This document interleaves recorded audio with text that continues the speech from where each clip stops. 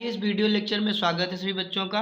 हम यहाँ पे बात करते हैं डी ब्लॉक एलिमेंट्स जो क्लास 12th केमिस्ट्री का इम्पॉर्टेंट टॉपिक है उसमें से इम्पॉर्टेंट प्रश्नों की। पहला प्रश्न इम्पॉर्टेंट है कि Zn, Cd तथा Hg यानी जिंक, कैडमियम और मरकरी को संक्रमण तत्व नहीं कहा जाता है, क्यों? ऐसा क्या है? बाकी तो डी ब्लॉक के तो संक्रमण तत्व होते हैं, लेकिन ये तीन नहीं होते हैं, क्यों? तो देखो, जिंक, कैडमियम तथा मरकरी को संक्रमण तत्व नहीं कहा जाता है क्योंकि इसमें पूर्ण भरित कक्षक पाए जाते हैं। पूर्ण भरित माने पूरे पूरे भरे कक्षक पाए जाते हैं। ये संक्रमण तत्व के कुछ गुण प्रदर्शित नहीं करते हैं।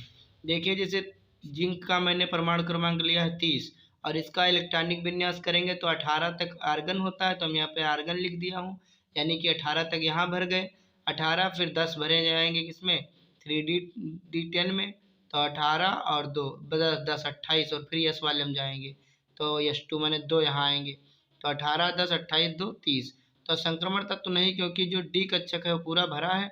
डी कक्षक में कितने कोष्ठक होते हैं? 5, 1 2 3 4 5, और 5 में 5 क्लॉक वाइज और 5 एंटी क्लॉक वाइज इलेक्ट्रॉन भरे हुए हैं। तो ये समझ में आया होगा। चलते हैं दूसरे इंपॉर्टेंट प्रश्न की तरफ। दूसरा इंपॉर्टेंट प्रश्न है कि जलीय विलयन में Cu2 प्लस आयन रंगीन एवं Zn2 प्लस आयन रंगहीन होते हैं, क्यों? Cu2 प्लस आयन जो है ये रंगीन होता है, कलर वाला, और ये कलरलेस होता है, क्यों? तो देखो, दूसरा प्रश्न भी इसी तरीके से वर्णन करें कि Zn2 प्लस लवण रंगहीन क्यों होते हैं जबकि Ni2 प्लस लवण रंगहीन होते हैं, क्यों?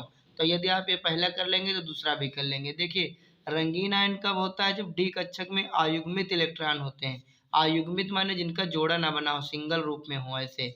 और रंगहीन कब होंगे? जब युग्मित जोड़ा, मतलब जोड़ा बना होगा उसमें।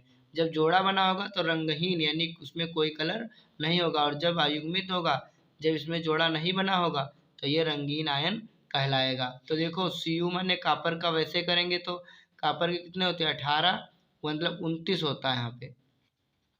तो 18 यहाँ आर्गन में भर गए, फिर डी में कितने भर गए? 10, 18 10 28 और 1 29, पूरा भरा है, ठीक है।